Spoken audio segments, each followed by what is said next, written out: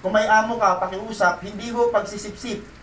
Yung pagtatrabaho ng mabuti, yung ipiplease mo yung amo mo, hindi po yung pagsisipsip. Yan ho ang tamang pagtatrabaho na ayon sa Biblia.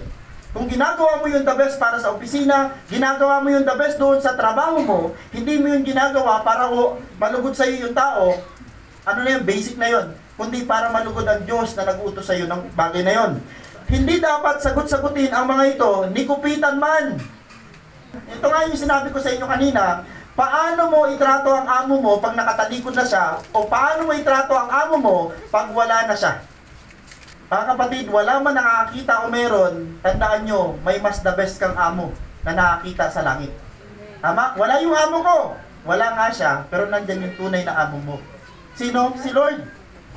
Kaya kung paano ka magpasiklab ng kilos mo sa amo mo, literal. Ganoon ang gawin mo, lalo pag wala siya. Kasi may Diyos ka nakakita at nagsasabi sa'yo, yan ang anak ko. Kahit wala yung amo, yan siya.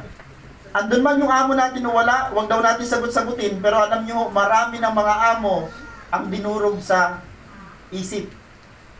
Tama? Pag wala yung amo, hindi natin kaya sagutin literal, pero sa puso natin, hindi lang basta natin dinurog eh. Hindi lang basta natin sinagot-sagot, kundi talaga sinumpa pa nga natin eh. Bilang mga nagtatrabaho, meron tayong pananagutan, respeto, at ganapin yung ating mga tungkulin habang nag-aantay ka sa Panginoon.